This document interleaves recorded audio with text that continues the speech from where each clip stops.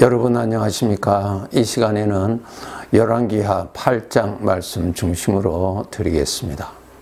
이 8장의 내용의 중심은 그 수넴 여인의 성장하는 믿음을 잘 보여주고 계십니다. 이 열왕기하 4장을 읽어보시면은 이 수넴에 살고 있는 이 여인은 하나님의 사람 엘리사를 참 잘 대접하고 편안하게 잘 모신 적이 있었습니다. 그 엘리사를 통해서 하나님께서 그 여인에게 큰 은혜를 주십니다. 그 여인은 아직까지 아들을 얻지를 못했습니다. 남편은 나이가 많아서 이제는 더 이상 아이를 얻을 수 있는 그러한 소망은 지나간 이제 그런 때였습니다. 그런데 하나님의 사람 엘리사를 통해서 하나님께서 은혜의 소식을 듣게 됩니다. 그 여인에게 당신은 내년 내 아이를 얻게 될 것이라고 하나님께서 그렇게 말씀하셨다고 그렇게 전해주죠. 그 여인은 그렇게 되면 얼마나 좋겠습니까? 그러나 그것을 받아들일 수 없는 이유가 있었습니다. 남편이 나이가 많다라고 하는 이유 때문에 하나님께서 주시는 그 선물을, 그 은혜를 바로 받아들이지를 못했습니다. 그런데 그 과정을 거쳐서 그 말씀대로 그 다음 해에 아들을 얻게 됐습니다. 이러한 일들을 통해서 그 수넴 여인은 자기 자신의 판단과 자기 자신의 생각을 믿는 것에서 하나님을 믿는 믿음으로 더욱더욱 성장하게 되죠. 그래서 그 아들을 얻어서 잘 키우는데 그 아이가 병들어서 죽게 됩니다. 근데 그때도 하나님의 사람 엘리사가, 하나님의 은혜가 그 엘리사를 통해서 나타나죠. 하나님께서 그 아이를 살려주십니다. 그래서 그 일을 통해서 이 여인은 더욱 하나님을 믿게 되죠. 하나님의 능력을 믿게 되고 하나님께서 하신 말씀을 전달하는 엘리사를 통해서 주시는 그 말씀, 하나님의 말씀을 더 신뢰하게 되고 더 믿게 되는 믿음이 더 자라게 됩니다. 그 일을 통하여서 믿음이 더욱더욱 성장하게 됩니다. 여러분, 믿음이 성장할수록 어떻게 됩니까? 살아계신 하나님을 더 경외하지요. 마음이, 하나님에 관해서 마음이 살아납니다. 그래서 하나님을 더 섬기고 하나님을 더 경외하고 마음과 뜻을 다하여서 하나님을 더욱더 잘 모시게 되는 그러한 삶으로 발전이 됩니다. 오늘 열왕기하 8장에 보시면은 엘리사가, 하나님의 사람 엘리사가 이 여인에게 아주 귀한 것을 알려줍니다. 하나님께서 하신 말씀을.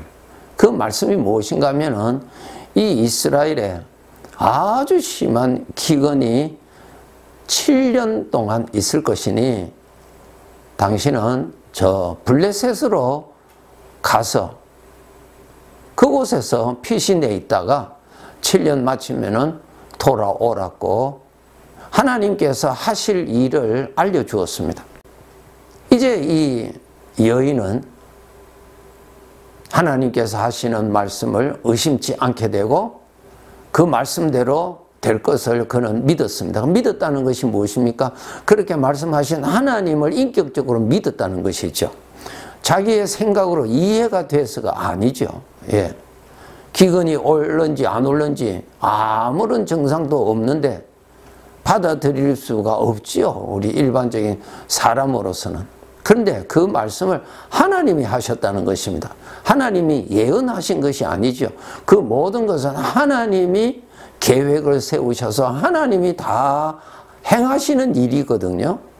그러니까 그렇게 하시는 하나님을 그는 의심치 아니하고 믿었습니다. 믿은 증거가 무엇이냐? 믿음은 그 증거로 나타납니다. 이 여인에게 하나님을 믿었다는, 그 말씀하신 하나님의 인격을 믿었다는 증거는 무엇이냐면은 그 말을 듣고 이 여인이 집과 그 다음에 전토, 토지와 모든 것들을 그대로 두고 몸만 빠져서 블레셋으로 이주하게 되죠. 왜? 이 7년 후에 되돌아올 테니까 땅을 팔 이유가 없고 집을 팔 이유가 없잖아요. 그냥 그대로 두고 떠났던 것입니다. 이것이 바로 믿음의 증거지요. 믿음의 증거입니다. 하나님께서 알려주신 대로, 하나님께서 계획하신 대로 하나님이 그렇게 하실 것을 조금 더 의심치 아니했다는 것이죠. 그 내용, 기근과 7년 동안 기근이 있을 것이라고 하는 그것이 자기가 계산적으로 이해가 돼서가 아니고 그렇게 말씀하신 하나님을 믿었기 때문에 그는 그렇게 할 수가 있었던 것입니다. 그래서 이 수넴 여인이 가족을 당분간 집에 있는 모든 재산과 전토를 그대로 두고 블레셋에 가서 7년 지난 후에 무서운 기근의 기간을 지난 후에 돌아왔다. 이런 내용이 오늘 본문 8장에 있습니다. 이것이 전부 다 믿음에 관한 내용이죠. 네. 믿음은 행함으로 나타납니다. 믿으니까 그렇게 할 수 있죠. 믿지 아니하면 그렇게 할 수가 없죠. 이와 같이 우리 하나님의 자녀들은 하나님을 믿는 것입니다. 그리고 하나님이 알려주신 내용을 아직까지 그 이루어진 아무것도 없을지라도 그것을 보고 믿는 것이 아니라 그것을 이루실 하나님이 알려주신 말씀을 통해서 미리 아는 것이죠. 미리 안다는 것이 얼마나 좋은 것입니까? 그렇죠? 예. 준비할 수 있잖아요. 미리 아니까.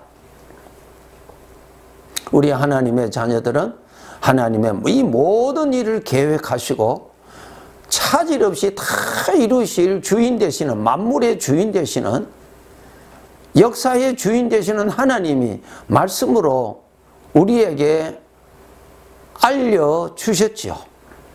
우리가 알아야 할 내용에 관하여서는 모든 것을 알려주신 것은 아니죠. 그러면 우리는 그 말씀을 통해서 하나님이 이렇게 하신다. 그러므로 내가 이렇게 해야 되겠구나. 그러므로 내가 이렇게 준비해야 되겠구나 하고 아직까지 이루어지지 아니하고 아직까지 이루어질 아무런 증거도 없는데 그것을 미리 준비하는 사람. 그래서 이 믿음이라고 하는 것은 도마처럼 눈으로 보고 손으로 만져보고 믿는 것이 아니고 말씀, 하나님의 인격을 믿는 것입니다. 내가 믿는 하나님께서 그렇게 말씀하셨기 때문에 말씀의 내용을 내가 아는 것이죠. 그것을 알고 준비하고 사는 것이 믿음 생활이라고 하는 것입니다. 그래서 우리 하나님의 백성들은 믿음이 자꾸 성장해야 됩니다. 하나님과의 관계가 깊어져야 됩니다. 하나님에 관한 신뢰도가 깊어져야 됩니다. 인격적인 관계가 깊어져야 되죠. 우리 이웃 간의 관계도 다 관계를 가지고 살지만은 그 관계의 깊이가 사람마다 다 다를 수가 있죠. 어떤 사람은 인사만 할 정도로 그 사람의 얼굴을 알 정도로만 아는 사람이 있고 어떤 사람은 그 사람의 이름과 가족 정도 아는 사람이 있고 더 나아가서 그 사람의 인격을 알고 신뢰할 수 있는 사람으로 알고 있는 사람. 이렇게 다르듯이 우리 하나님을 믿는 하나님의 백성들 가운데서도 믿음의 정도가 다 달라요. 하나님께서 기뻐하시는 것이 무엇입니까? 하나님을 믿는 것이 하나님의 일이요. 하나님을 믿는 것이 하나님을 기쁘시게 하는 것이라 그랬습니다. 만물이 다 하나님의 것인데 무엇을 바친들 하나님이 만족하시겠습니까? 다 하나님의 것인데 내가 아무리 큰일을 한다 하더라도 이웃 사람과 비교할 때는 큰일이라고 할 수 있지만 비교하였을 때 하나님 앞에서는 그것이 큰일이 아니에요. 말씀으로 만물을 창조하시는 분 앞에 우리 사람이 큰일을 한다는 그것이 하나님 앞에서는 없는 것과 같은 것이죠. 이사야서 40장에 설명이 잘 되어 있죠. 하나님 앞에서는 없는 것과 같고 하나님 앞에서는 사람이 저울에 붙어있는 티끌과 같다 그랬습니다. 저울에 붙어있는 티끌이 그 저울의 무게에 영향을 끼칩니까? 없는 것과 같은 것이죠. 그러면은 하나님이 기뻐하시는 것이 무엇인가? 하나님의 인격을 믿을 때 하나님이 기뻐하십니다. 참 중요한 일입니다. 예. 하나님을 믿는 것이 일이요. 하나님을 믿는 것이 하나님을 기쁘시게 하는 것입니다. 하나님의 말씀을 믿는 자, 말씀대로 믿는 자는 말씀하신 하나님을 믿는 것이요. 하나님이 기뻐하시는 것이죠. 우리 주님께서 우리에게 항상 말씀하시잖아요. 내가 너와 함께 있다고. 이 말씀하신 하나님을 믿으니까 그 말씀대로 하나님은 영으로 계시기 때문에 내 눈에 보이지도 아니하고 내 손으로도 만지지도 아니하고 내가 어떠한 느낄 수도 없지만은 하나님께서 그렇게 알려주셨잖아요. 말씀이 증거란 말입니다. 하나님의 말씀을 믿을 수 있느냐? 증거가 있으면 내가 믿겠다라고 하는 것은 잘못입니다. 증거가 아니라 내가 하나님을 믿으니까 하나님의 말씀대로 내가 믿는 것이죠. 이렇게 하나님을 인격적으로 하나님을 거짓말쟁이로 믿는 것이 아니라 하나님을 믿는 것이 하나님을 기쁘시게 하는 것이라 그랬습니다. 오늘날 우리 성도들은 어디서부터 해방받아야 돼요? 자기 성품에서 해방받아야 돼요. 이스라엘 백성들이 애굽의 지배를 받은 데서 해방받았던 것처럼 우리가 태어날 때부터 죽을 때까지 나를 지배하고 나의 주인 노릇하는 죄의 성품, 그 죄의 성품에서 우리가 벗어나야 돼요. 그 죄의 성품을 믿었던 곳에서 떠나서 이제는 주님을 믿고 살아야 되는 거예요. 이것이 바로 구원받은 자의 길이요 삶입니다. 그래서 우리가 구원받았다는 말은 나를 인도하시는 하나님이 나와 함께 계시고 이제 하나님을 믿고 살아야 돼요. 하나님이 주시는 생각을 믿고 사셔야 됩니다. 이것이 바로 믿음으로 산다는 것. 하나님을 인격적으로 잘 믿기 위해서는 하나님을 자주 만나시면은 관계가 깊어지겠죠? 예. 자주 만나면은 깊어집니다. 관계가. 그것이 답이에요. 그것을 성경에는 하나님을 가까이 하라 그렇게 말씀하셨죠. 로마서 8장 7절에 보시면은 육신의 생각은 하나님과 원수가 되나니 이는 하나님의 법에 굴복하지 아니할 뿐 아니라 할 수도 없다 그렇게 기록되어 있습니다. 죄의 성품은 절대로 변하지 않습니다. 신앙생활을 내가 아무리 잘해도 이 죄의 성품은 변하지 않습니다. 방금 그렇게 기록하셔 놓으셨잖아요. 하나님의 법에 굴복하지도 아니하고 할 수도 없다 그랬어요. 죄의 성품은 변하지를 않아요. 그럼 무엇이 변하느냐? 하나님께서 주시는 생각이 나타날 때, 하나님께서 주시는 말씀이 나타날 때 그것을 거절하는 죄의 성품이 또 나타나죠. 반응이 일어나니까. 그럴 때 내가 그것을 따라가지 아니하고 내가 그것을 대적해버리고 내가 그것을 불신하는 거예요. 내가 그것을 사랑하는 거 아니에요. 내가 그것을 가치를 부여하지 않는 것입니다. 나타나지만은 이제는 내가 사랑하지 않는다는 것입니다. 하나님을 따라간다는 것이에요. 이것이 믿음 생활이에요. 갈라디아서 5장 17절에 보시면 바로 잘 말씀하셨죠? 육체의 소욕은 성령을 거스르고 성령은 육체를 거스르나니 이 둘이 대적함으로 너희가 원하는 것을 하지 못하게 한다 그랬어요. 죄의 성품과 하나님의 영과 대적하는 거예요. 이 죄의 성품이 하나님의 것을 가지 않도록 항상 반대합니다. 이런 핑계 저런 핑계로 유혹을 하죠. 언제까지?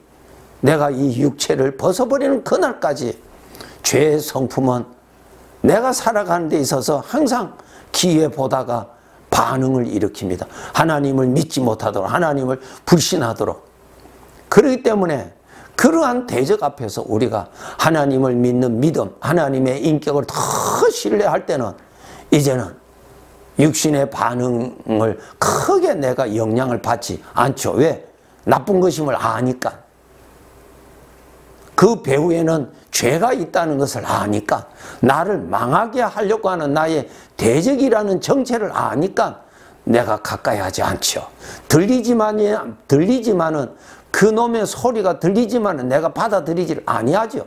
신뢰하지를 아니하죠. 이제는 하나님을 믿고, 하나님의 인격을 믿고, 나를 사랑하시는 하나님의 마음을 믿고, 나에게 베푸시는 하나님의 그 깊으신 사랑을 믿고, 하나님을 경외하고 하나님을 높이고 하나님을 섬기며 살아갈 수가 있는 것입니다. 신앙생활 잘해서 내가 출세하기 위해서 신앙생활을 하는 거 아니에요. 하나님과의 관계가 깊어져서 그런 분을 내가 아버지라고 부를 수 있는 영광, 그런 분을 내가 의지할 수 있다는 것, 그런 분이 나에게 나의 삶에 인도자가 되어 주셔서 늘 말씀해 주신다는 것이 황송한 은혜지요. 우리가 신앙생활을 하면 할수록 하나님과의 인격적인 관계가 깊어져서 마음과 뜻과 정성을 다하여 하나님 앞에 겸손하고 하나님을 높이고 그렇게 살아가는 자로 장성한 자가 되어야 되겠지요. 예, 감사합니다.